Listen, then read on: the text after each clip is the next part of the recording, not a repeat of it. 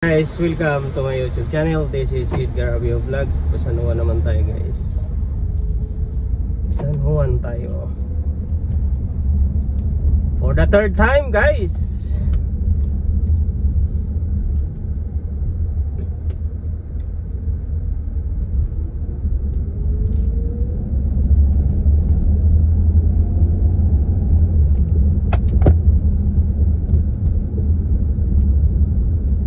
Palabas tayo ng Alabang, Ayala Alabang I mean.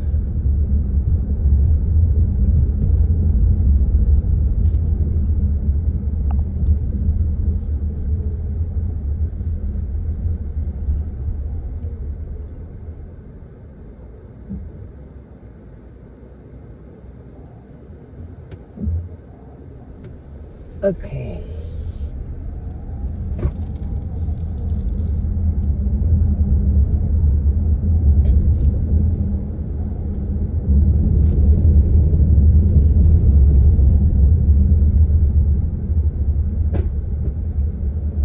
Tapos ko lang yung ano guys.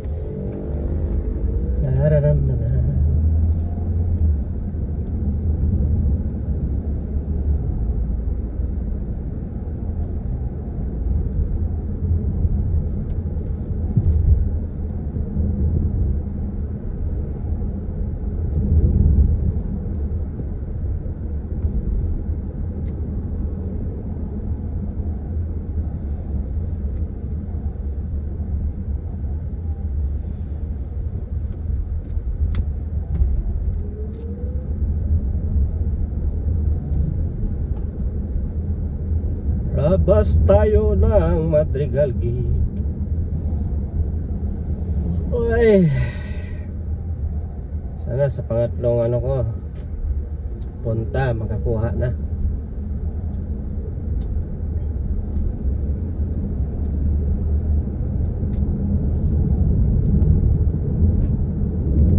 Makakuha na tayo sa pangatlong punta.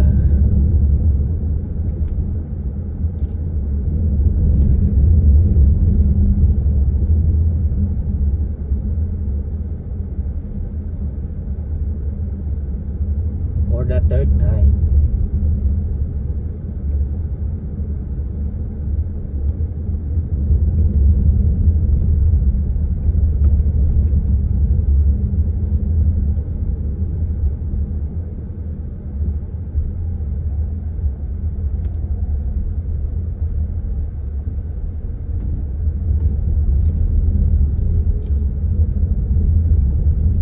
Pinaglabanan.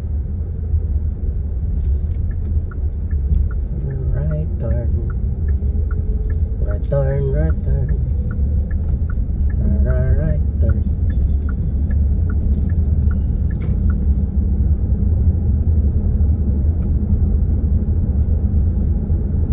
Pinaglabanan.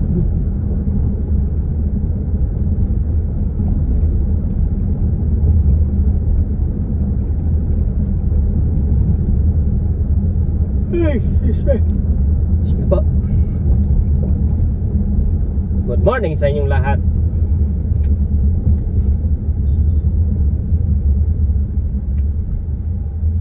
Hindi pa masyado yan. This time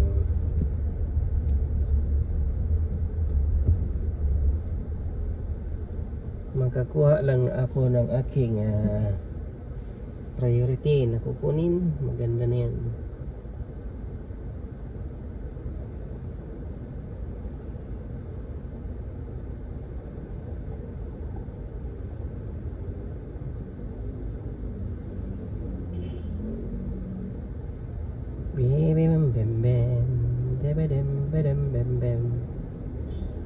Monday guys, Monday ngayon. Monday ng umaga, 7:36 AM, September 29, 2025.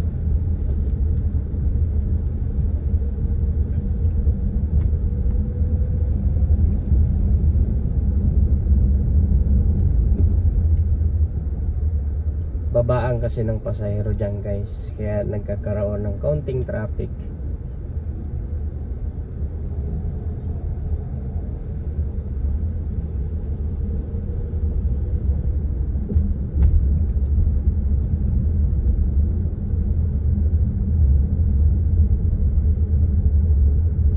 Cars Commerce. We're along Commerce Avenue, pero mag left turn tayo sa Philinvest Avenue after the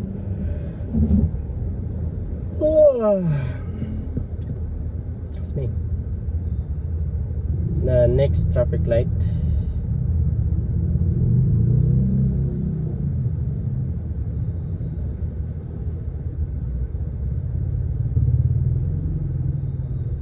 Hindi na dyan.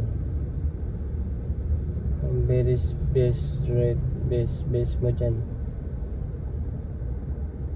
Wag mo na i-calculate yan.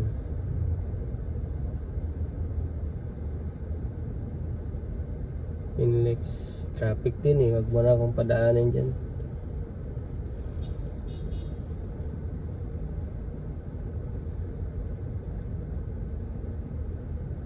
Tsaka alam ko yung galawan dyan ng traffic.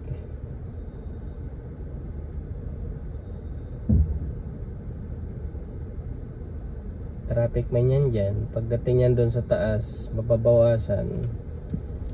Hihina-hina yan.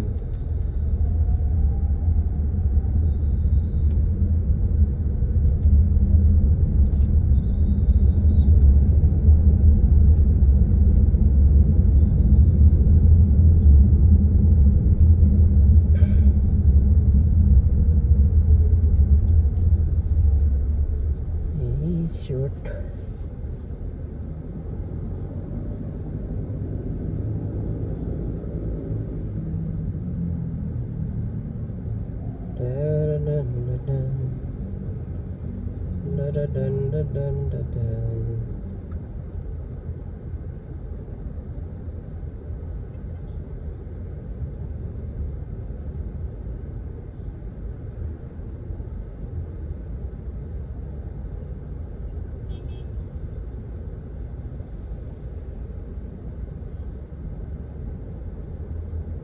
Kaliwa tayo ng Commerce ay ng tawag nito.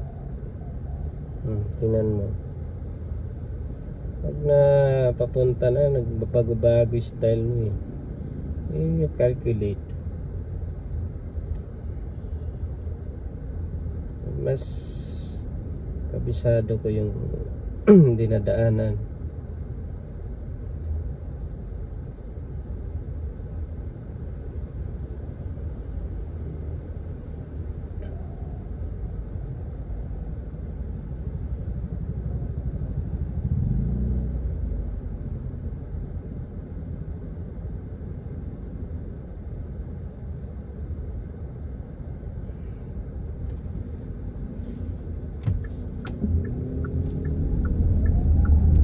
Tulog sa pansitan.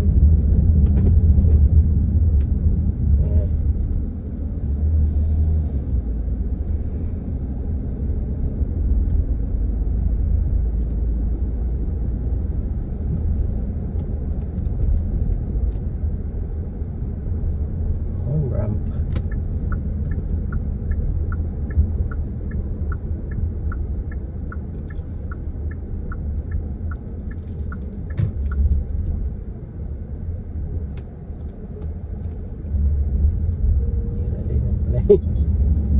Yan, diretso na yan. Ito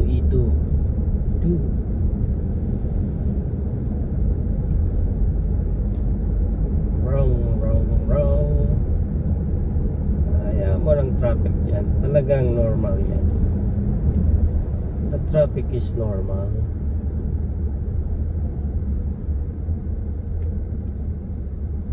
At dadahan-dahan, tutuloy-tuloy din yan. We are people dying.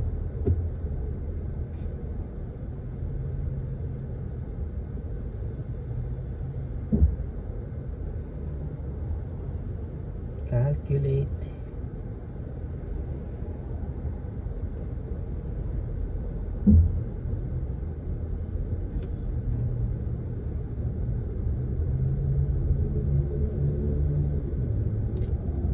We are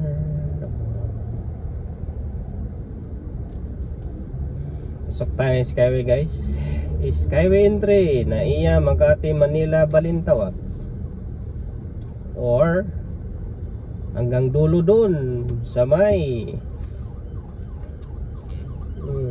padaanin ng Wangwang.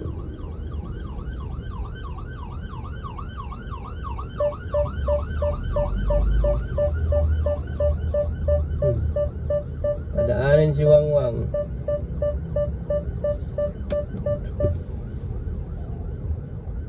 Wala kasing express lane yung ambulansya.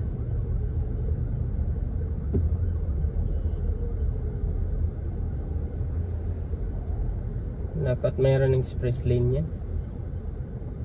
Laki-laki ng pera ng gobyerno. Nanakaw lang naman.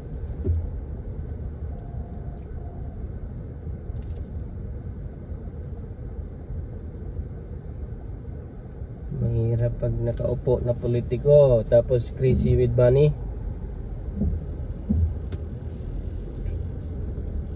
Wala mangyari.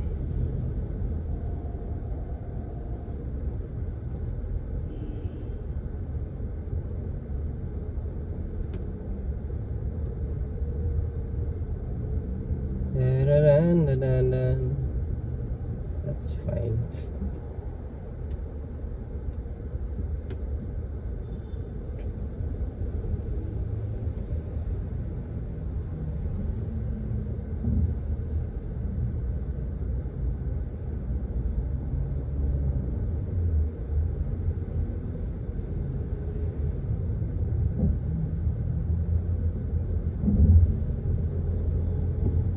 Jeepneys, four wheels, close vans, bawal.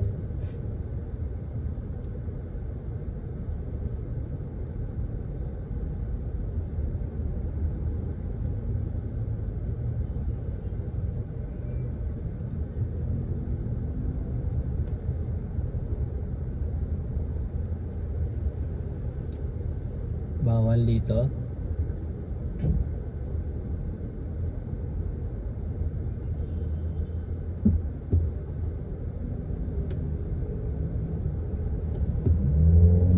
Tayo ng Skyway guys. Entry to ng Skyway dito sa may South Station. Tapos yung exit niyan, Alabang sa Puti, Belinvest. Yan, mga ganyan.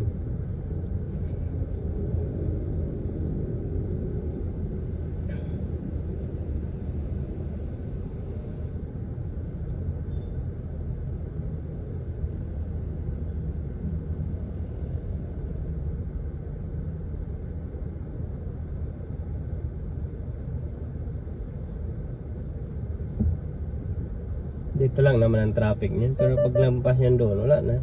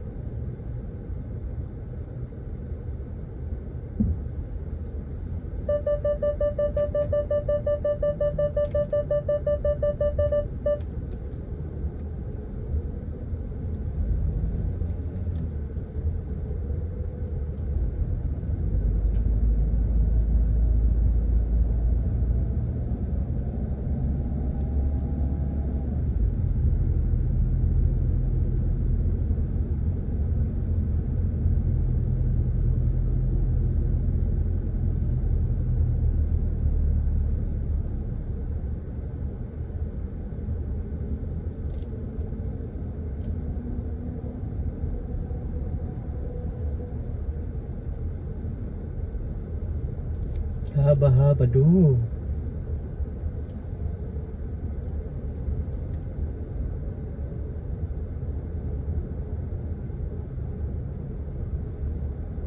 Yun lang din, no? Sa baba traffic din. Yeah.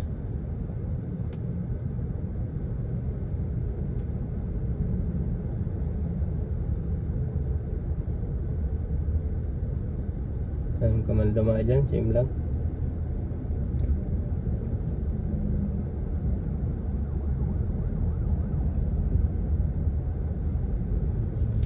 Same lang yan. Traffic talaga.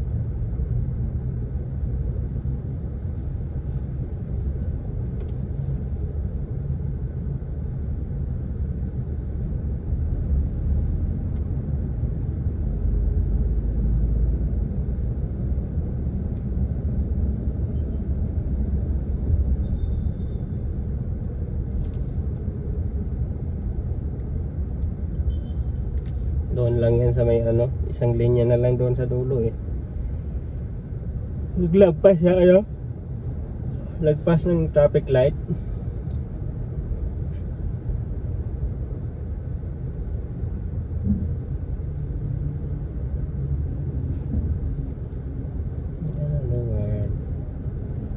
We are the champion. Mr. Nyan Imlonger.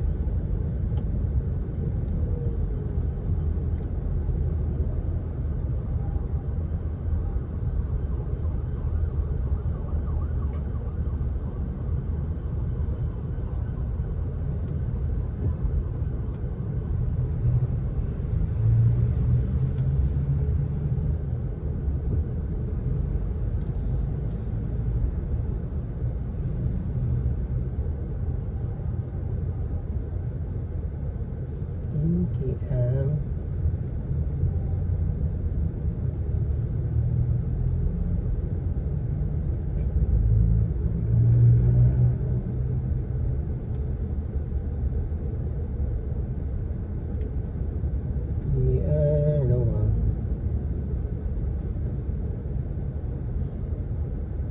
1 hour. Sakto lang.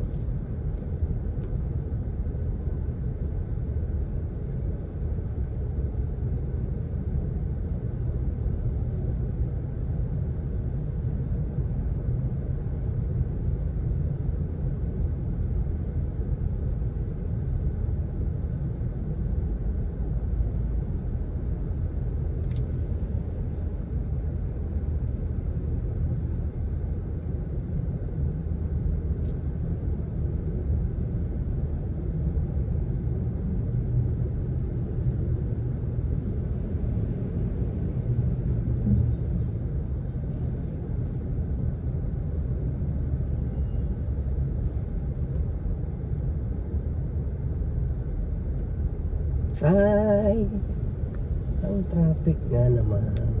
Ganyan. Nawala yung ulap na madilim ah. Kulimlim doon sa unahan. Nababa ay mga pollution no.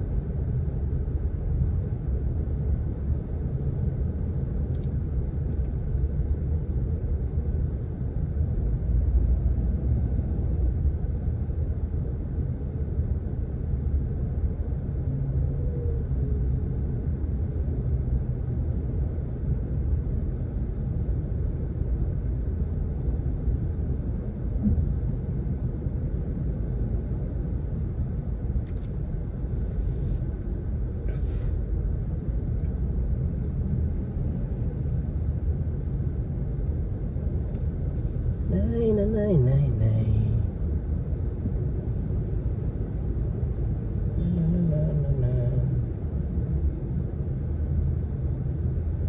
Yung mga singit-singit no. Kanang maulang ka ng kalsada eh.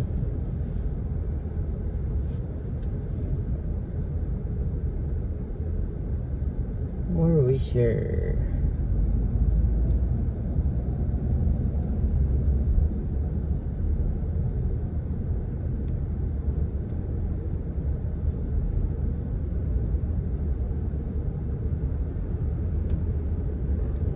Oh, excuse me. Marami kasi dumadaan na dito guys, kasi yung pag tumaas yung volume dyan sa taas, yung mga nanggagaling na mga south, aakyat ng Skyway dito malapit sa may San Pedro, dyan sa may Tunasan.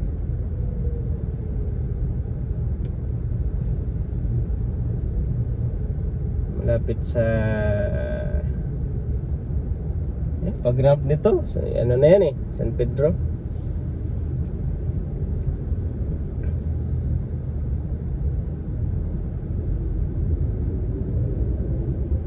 Tunasan. Super ano pala to? Ano ba yan?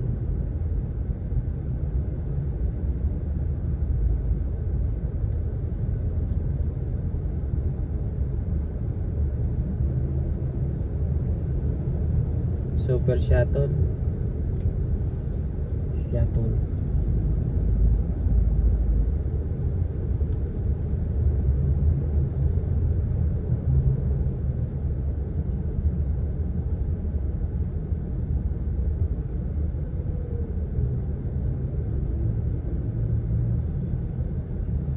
Ang daming container ba? Ay. Pantoha, Panaderia.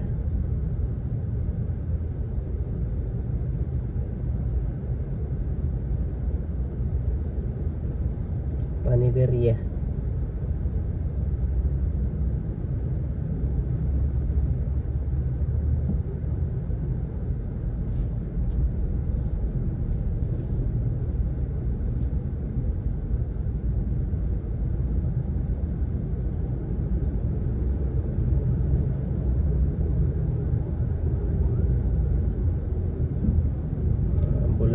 Kahit anong wangwang, wala talaga express lane yan. Hindi talaga agad-agad makakalusot. Ano daw napapagbigyan ng pagkasyahin ng kalsada, makalusot na. Yung mga sa flood control kung lahat ng pagkukulang ng mga needs sa kalsada, yun ang ginagawa nila, paggawa.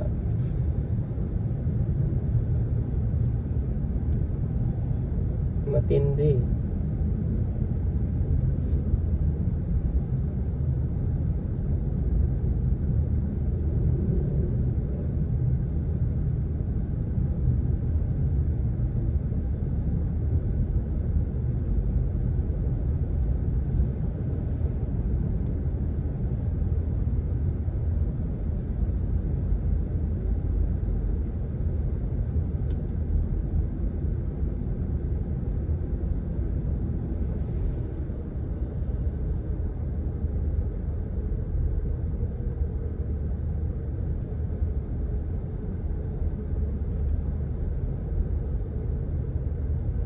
We are the world.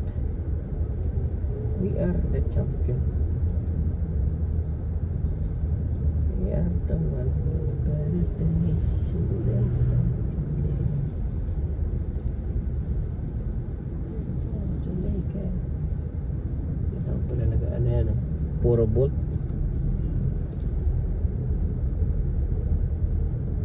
Ang galing ng gawa talaga, no? Solid na solid.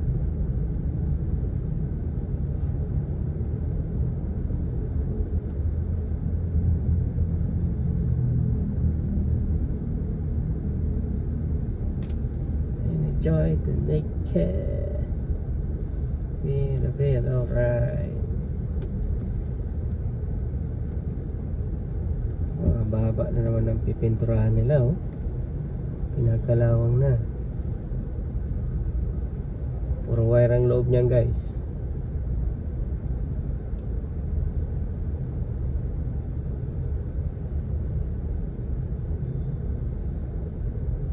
Sulit yan, nabuhos, connected sa lalagyan.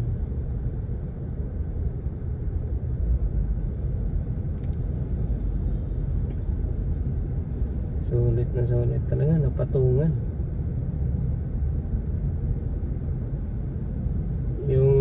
ano na yan, optional yan. Magagamit at magagamit yung yan yung mga ginawa ng angkla.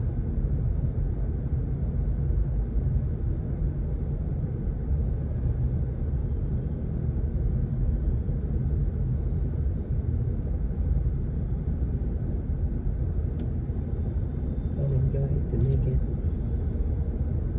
me feel alright.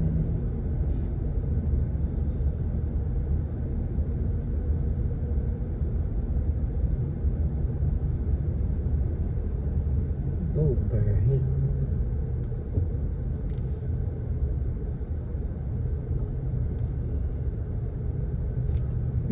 Dito pa lang tayo sa may Alabang Hills. Likod to guys, likod. Kasi ang main entrance ng ano, doon mismo sa ano sa Puti.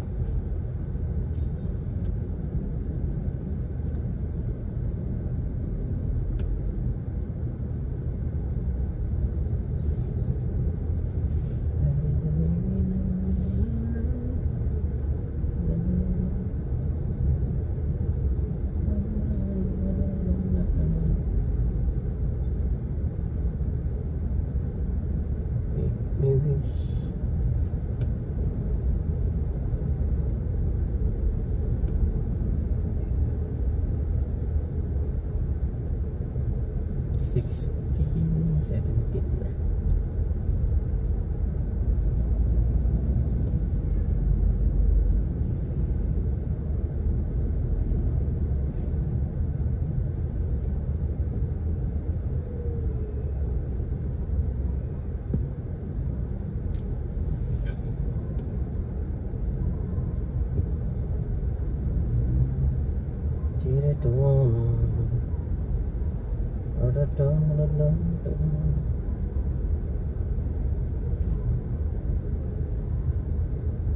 Tukod lang yun guys.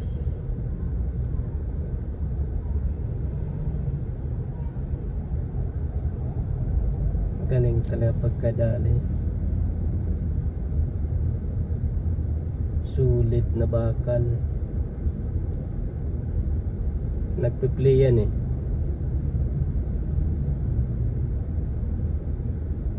Kaya natural lang biyak-biyak na yan. Talagang mag-uumpiang yan eh. Kasi dugtungan yan. Talagang nagalaw yan. Pero ang bilis na ano lang kasi puro lang yung salpak eh. Salpakik.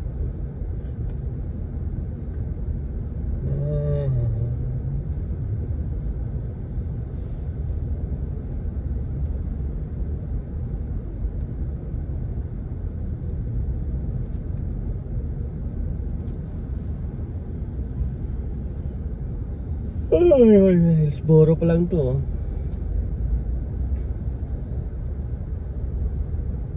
Hindi na nagalaw yung orasan.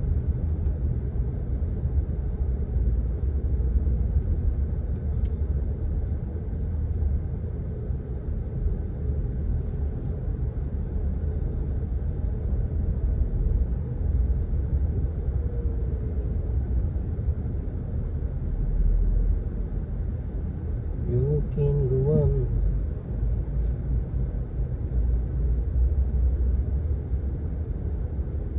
Day by day.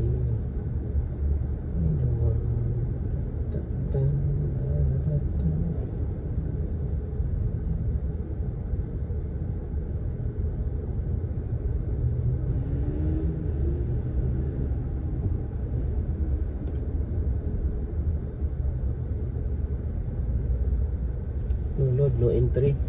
No more ATC lane, skip left.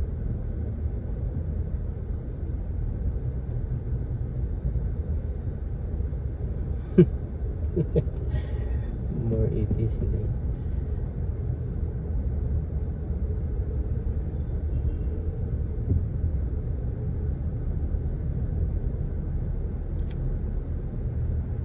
Ay, balita. Ano kayong balita, no? Yung balita.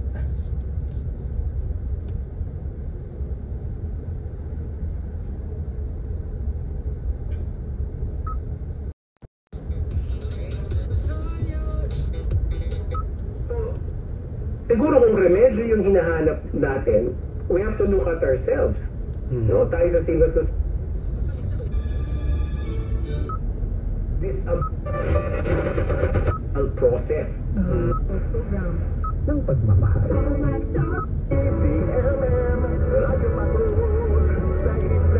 Natin yan.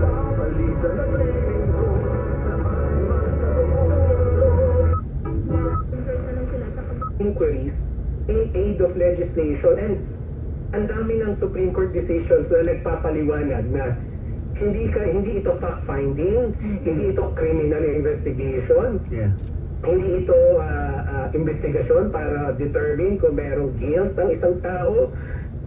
Ang dami ng Supreme Court decisions na nagsasabi no, and yet we still have lawmakers acting like, so sabi ko nga, cosplaying as police and prosecutors, and then tayo sa peanut gallery, palakpak tayo ng palakpak, right? And we are actually edifying yung mga ang galing magtanong, nakuha niya parang siyang piskal magtanong, but that's wrong, di ba? That's entirely wrong. Ang gusto natin makita is anong batas ang mapuproduce nito? Right? Attorney Mike, anong reform? Tama po ang ICI na hindi i-live stream ang kanilang mga hearing kung ganon. That's a different point altogether. Kasi, yeah. Tsaka ICI kasi, go ahead, attorney.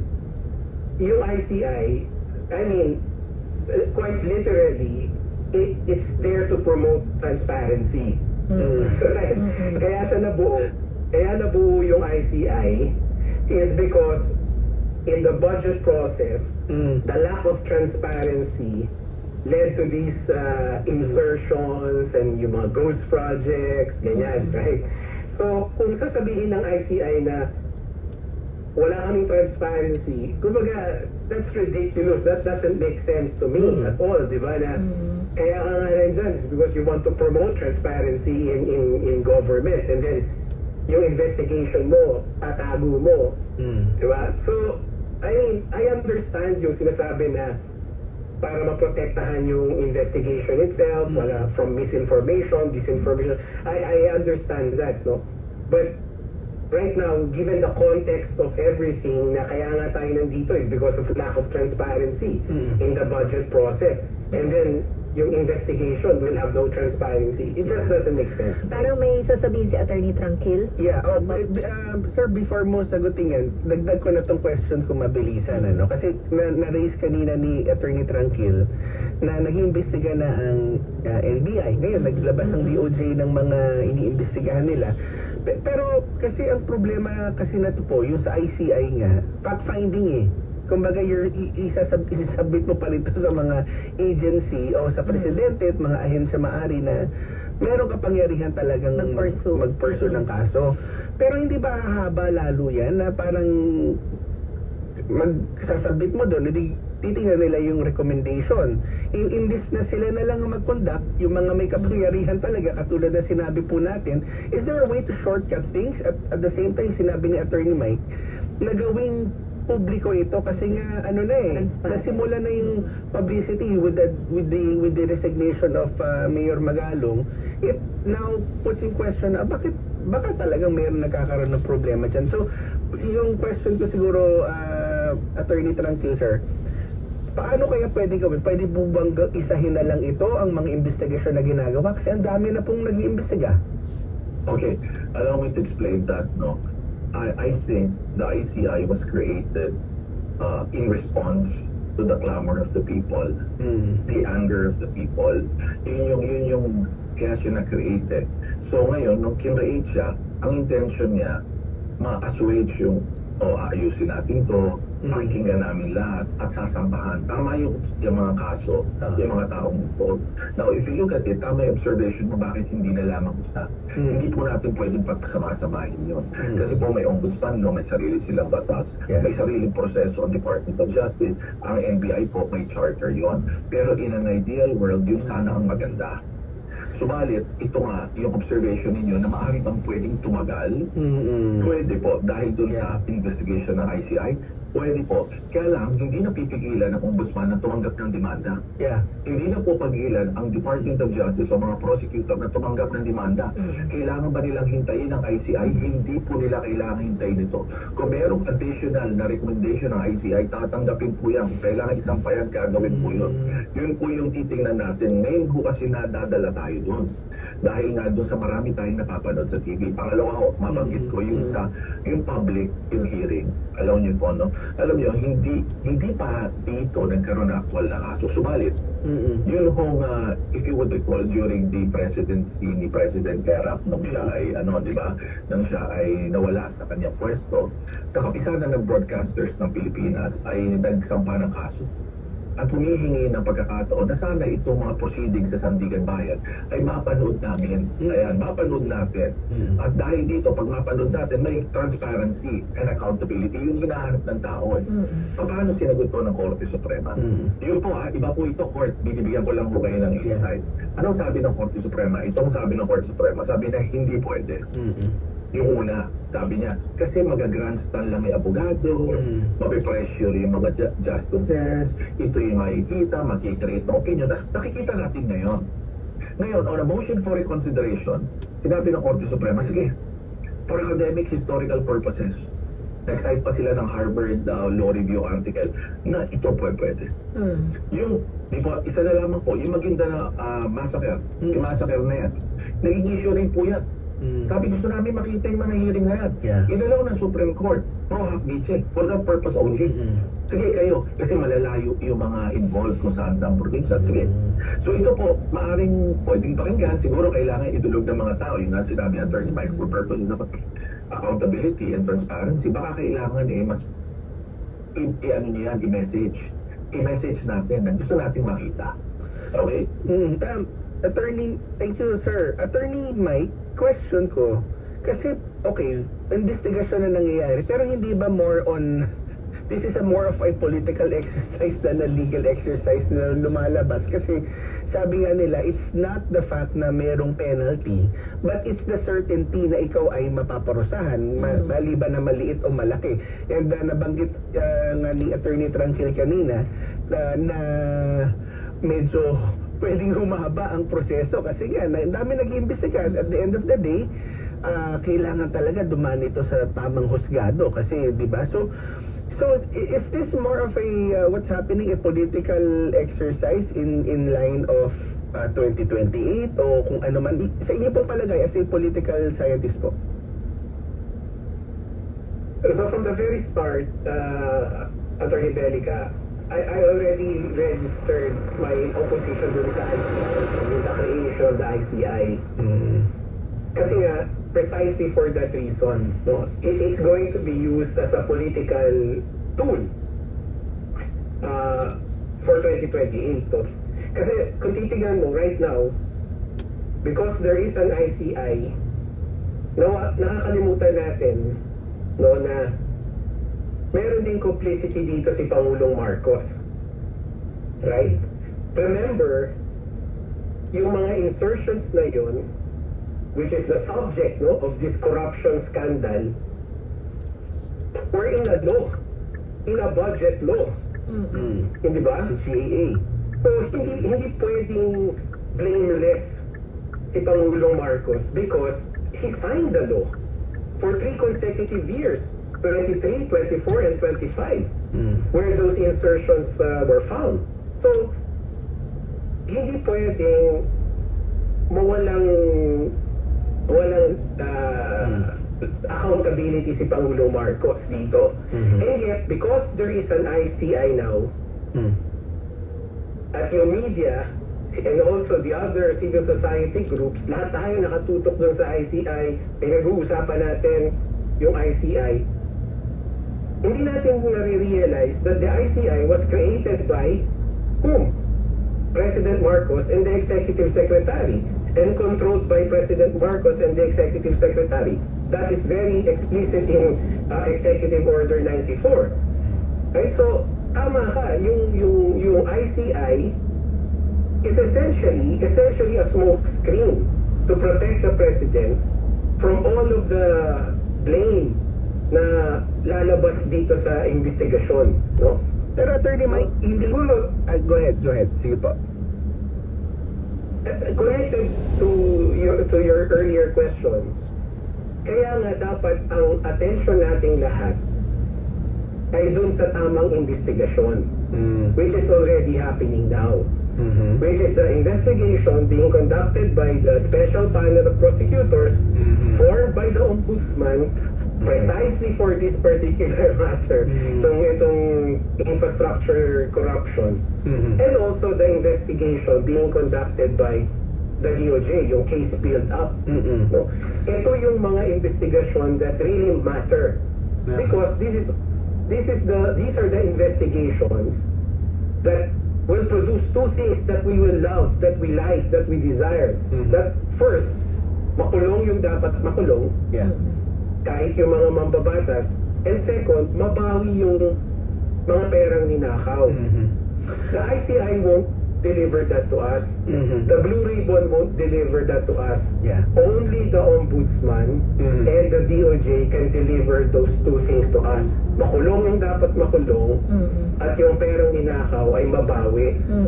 So, para sa akin, dapat doon tayo nakatutok, no? Kasi kailangan natin tulungan yung investigasyon na yun. Attorney, yung investigasyon ng Ombudsman at DOJ. Thank you, Attorney. So, ang question ko siguro, baka pwedeng sagutin ni Attorney Tranquil din itong question, and of course, si Attorney Mike after. Kasi parang executive and legislative, parang yung political branches ang involved. Yung ICI, kasi yung ICI parang tool nga na parang tulungan ang presidente na i-determine ano bang nangyari, sino ba nangyari. Pero at the same time, ang Senate naman, naka-deadlock sila doon sa investigation kasi inimbestigahan nilang isa't isa, lumalabas. Ang question, meron mo bang pwedeng gawin ang judiciary nang hindi, or kailangan may Ayan mo na. Traffic guys, traffic. So dito sa Wigo hindi. Kasi ano to, counterflow to eh. Hanggang Buendia to, hanggang doon sa may liliko ka na ng stage 3. Tuloy-tuloy ka ng stage 3 pala, I mean.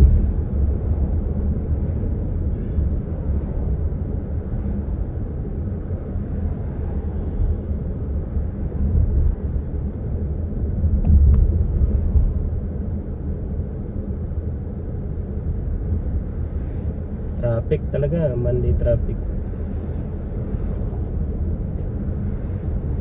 Dapat lang din na maaga ako makapunta ron kasi yung parking mahirap. Tingnan mo, ambulansya, nandiyan pa rin. Excuse me, kanina pa yung dumaan sa amin eh. Dalawa.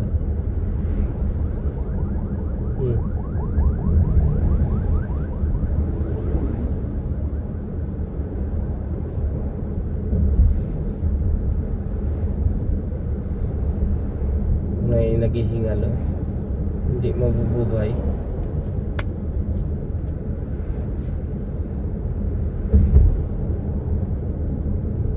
Walang priority lane eh.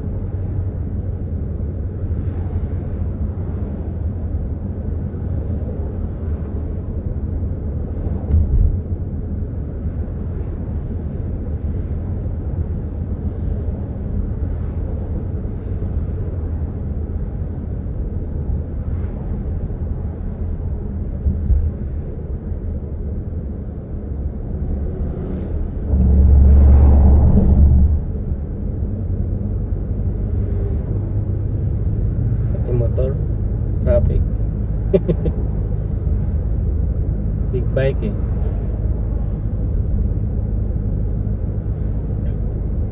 Iba magtiyaga talaga dito. Mabagal nga doon sa unahan. Dito naman umuusad.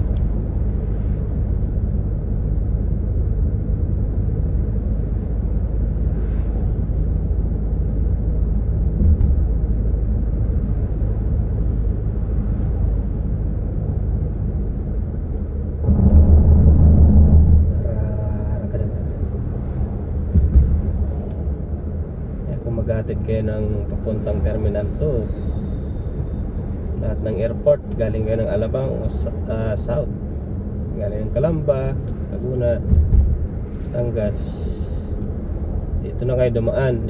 Kung ano, exit kayo ng Philinvest, tapos pasok kayo ulit ng Sapute, Skyway entry nitong dinadaanan ko dito, yung ano nito, access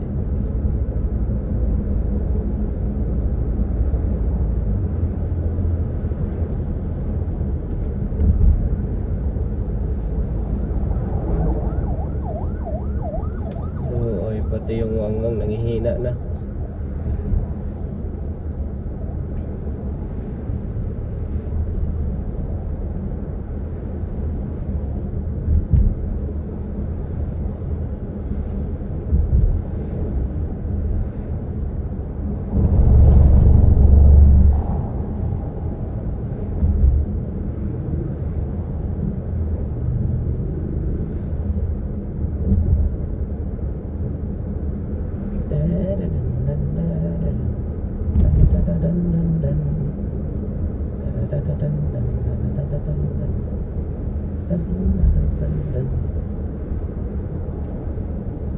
Di naman traffic na rin naman doon pag exit doon sa may ano, Quirino